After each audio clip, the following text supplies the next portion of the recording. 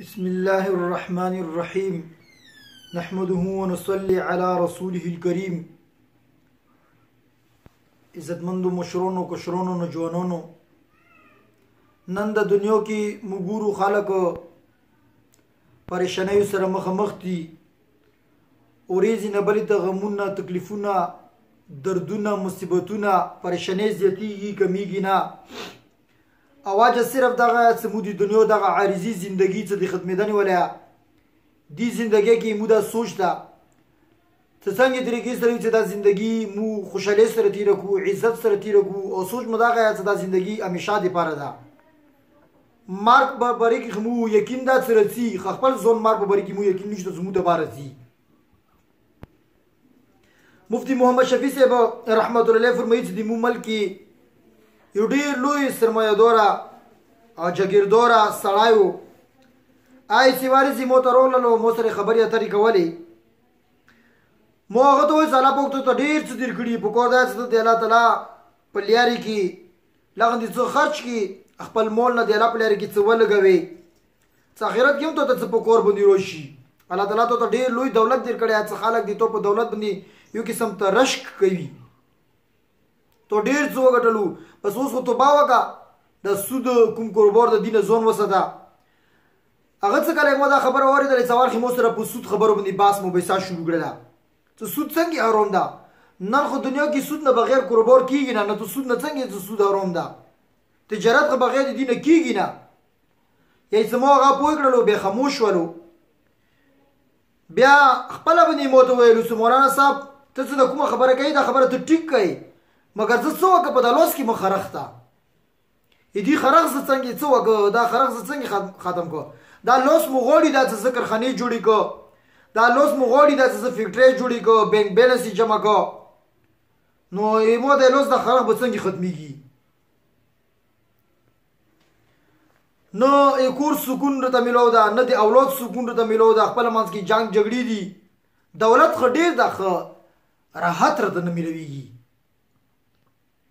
بہرحال قرآن پاک کی رسی اللہ جل شانہ دی قرآن پاک کی دی قارون دی خزانو ذکر گئی چه دی اغا خزانی چکوموی اغا چبه با صرف ایو غار جماعت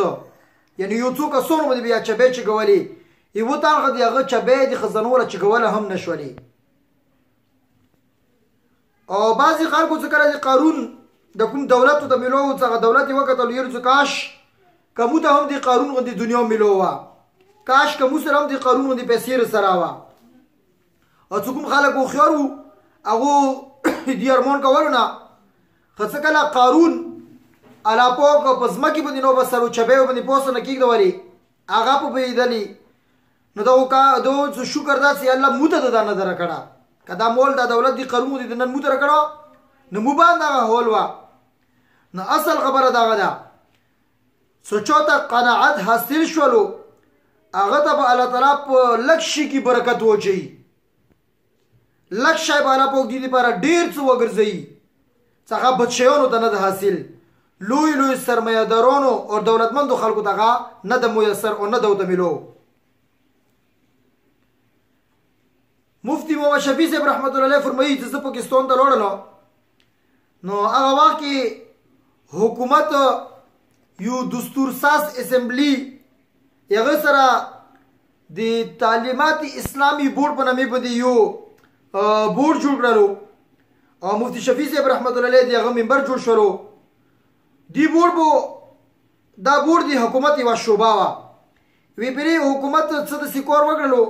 نه خلاف مفتی محمد شفیع صاحب رحمت الله علیه یغه خلاف بیان وکړلو څه حکومت دغه کور غلط کړیا بعد کی حکومت سے خلق مفتی محمد شفیع صاحب رحمت الله علیه سے ملو شروع او ته وایي چې ته د حکومت سړای او حکومت خلاف د بیان وکول حالانکه ته د تعلیمات اسلامی بورډ روکنی او دا بورډ د دستور ساز اسمبلی حصہ ده د حکومت خلاف دغه بیان ایتو ورکول دا تو خو کور نه دغړه نو مفتی محمد شفیع صاحب رحمت الله تعالی فرمایلو سمو رکنیت کوم مقصد لپاره قبول کړه دا ایو مقصد پر هم نه قبول کړه صرف د دین خاطر هم قبول کړه دا زه د دین یو خادم یم دی حیثیت سره مو دا فرض ده چې کومه حق خبره وي از خلکو ته وښیم چې هغه د حکومت موافق وي چې هغه د حکومت خلاف وي. زه د دې مکلف نه یم نه الله تعالی په نسبت د کومه حق خبرو یا به زه کوم. پاتې شو د رکنیت مسله. دا د رکنیت معامله ایمو د ملزمت نه ده. که ته چې ته د حکومت خلاف خبره کوي نه ته ډارېږي څه حکومت ملازم او افسر یم د تو 2000 روپۍ تنخواه دا به ختم شي که چې ته ملزمت رنه لوړ شي. نو زه به زندگی به څنګه تېروم ایمو به زندگی نه تېرېږي. ایمو خو دا وویل دا څه زه رکنیت مو قبول کړی ما هغې ورځې ما استعفا هم ځان سره جوب کې زه ګرځوم څه کله مو ته ضرورت پېښ شي زه به استعفا ورکوم. او پاتې شو ایمو 2000 روپۍ یا 2 روپۍ تنخواه ده په هغه باندې ما ګزاره کېږي الله تعالی په فضل او کرم سره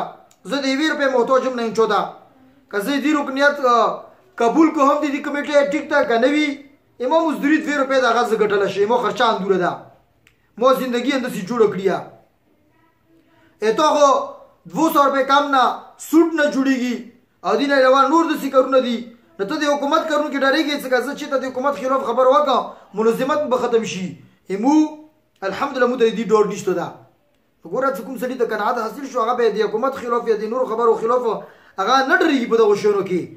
نن زموږ کوم د وینې خبرې کې ډارېږو هغه وجه همدغه ده زموږ تاسو آخرت زندګۍ طرف ته سوچ نشته ده او دنیا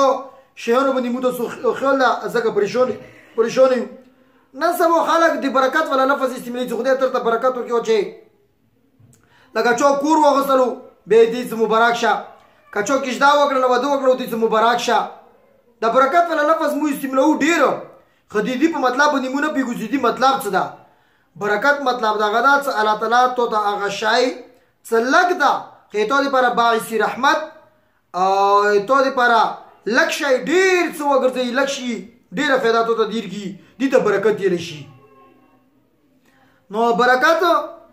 مثلا یو سړي سره 100 روپۍ دي دا څه کله کور ته وباسي لرې کې سړی سره میلاو شولو دا څه کور ته ځي په رکشې کې یا په بل شي کې 15 یا 10 روپۍ به لګوي خو سړی سره میلاو شو د جزا په مخې لارې باندې روان یم زه به د ځان سره ورسوم ګوره ګوډي کې ځان سره مفته بوتللو هغه 100 روپۍ یا 200 روپۍ چې کومې ګټلې 15 یا 10 روپۍ چې کوم رکشې والا خرچه کېدله هغه الله پاک ورته باج کړله دې ته برکت ویلی شي. یا دې نه علاوه الله پاک د 100 یا د 200 روپۍ مطابق الله پاک د کومه ضرورت خرچه د پوره کړي. او که یو سړي ډېرې روپۍ ګټلې دي نو دا ډېر روپۍ مطابق به کله د اکسیډنټ کړی وي کله به جګړه کړې وي لارې کې به خرچه کېږي پریشاني به وي بیماري به وي جرګې به وي حکومت مسلې به وي. نو ګوره دا وګوره چوپونه رشوت واخلي چوپونه څه غرض ده ساري سړي ته پاتې ده څه سړي پیسې ډېرې ګټلي خو داسې په ډېرو لارو باندې ونوځي یا جګړه وشي کور کې لاپله یا کور کې بل څه داسې خبره وشي هغه پیسې ونه لوړې شي. نو اصل خبره دا چې د دنیا کې موږ تاسو د قناعت ولا زندگی تیرو کو قناعت زندگی به ان شاء الله موږ تاسو ته تیرو به پریشانی نه وي. نن د زوره ټینشن د زوره پریشانی دی आवाज انداغه ده څه بس موږ تاسو شپه او ورځ د دنیا په ګټلو کې لګیایو نو څه کله دنیا په ګټلو کې شپه او ورځ لګیاوي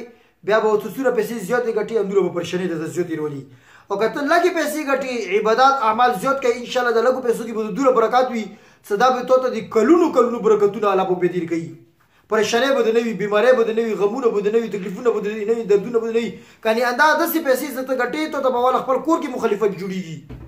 یا به د ورور سره لنجاوي یا به د پلور سره لنجاوي یا به د ویرس سره لنجاوي یا به د زوی سره لنجاوي یا به د خځې سره لنجاوي یا به د مور سره لنجاوي حتی ته جرګې ور باندې کوي جرګې کې به ته قسمونه کورونه دروځي جرګې دی واجنه به ته مثال جیل تڼا به د کیږي وین ټکون بور کیږي پیسې اته کټلی ټول مر تکلیفونه ته برداشت کړي نن جرګې اته کوي قسمونه اته کوي تکلیفونه اته کوي خفګانونه اته کوي کلی کوم کې بې عزتۍ تو کیږي دا واجب څه ده که ته په لږو باندې اکتفا کړي وه الله پاک به د لږو کې د ډېر برکتونه چولي وه او جنګ جګړې سبب به درته نه جوړېدله خفګانونو سبب به درته نه جوړېدله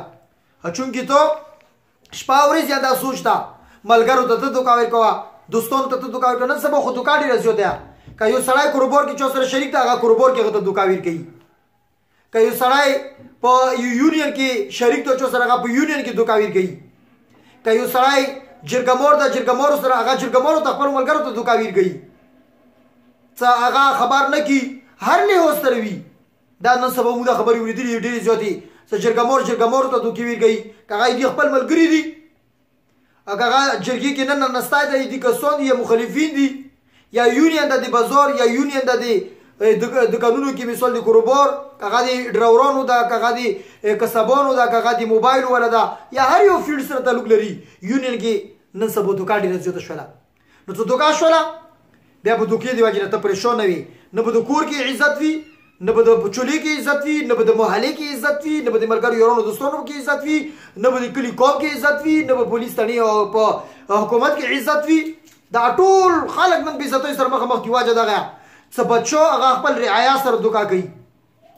وزیر هغه د خپل رعایا سره دوکا کوي مشر هغه د خپل لوندو خلکو سره دوکا کوي کغه هر څنګه مشر د کدي کور مشر د خپل خلکو سره دوکا کوي کغه د بازار مشر د بازار ولا خلکو سره دوکا کوي غرض دا د چوت څه قسم د مشرنی میلو دي هغه مغون مر خلکو سره دوکي کوي هر یو سړي ځون نه یو فرعون جوړ کړی دا خپل فرعونیت کوي او بیا واجه اندغه څه به دا سړی پریشان ده کله او ته ټیبل لګیدلی ده کله او ته بلډ پریشر ورته لګیدلی کله او ته شوګر لګیدلی کله او ته هارت اٹیک کیږي کله او ته فلیج کیږي کله او ته سردار کیږي کله او ته داسې پریشانې څه کله او ته ښځه خدای لیونیږي کله بچو ته لیونیږي دا ټول مصیبتونه څه ته باندې راځي څه واجه ده د انده خبر واجب نه د باندې راځي لہذا قرآن سره محبت کول پکور دي قرآن سره محبت وکړه په ټول مشکلات پریشانې ختم کی اعمال او زندگی خپل کړه په ټول پریشانې مصیبتونه ختم کی ورنه دنیا دا ذلیله تو چوک دی ذلیلی دنیا پسیتی اصلا به ذلیلیگی ضرورت پورا کا ضرورت نه زیاد نن ته لګیا یا ځکه پریشان ای ځکه نن ته پسې ذلیلی الدنیا جیفتون و طالبهم کلاب دنیا مرداره ده او د دې مرداري طلب کوونکي زړه ورکوونکي خلک هغه سپي دي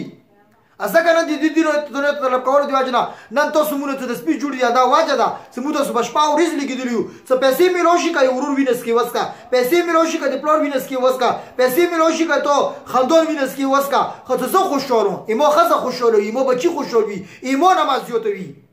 دا غسپک شایدا اندی واجب به ته ذلیل وي څه کله ذلیلیږي دا شون نه ځون ستل پکور دي الله تعالی تاسو موږ ټول ته بدی عمل کول توفیق نصیب کی امین برحمتك يا ارحم الراحمين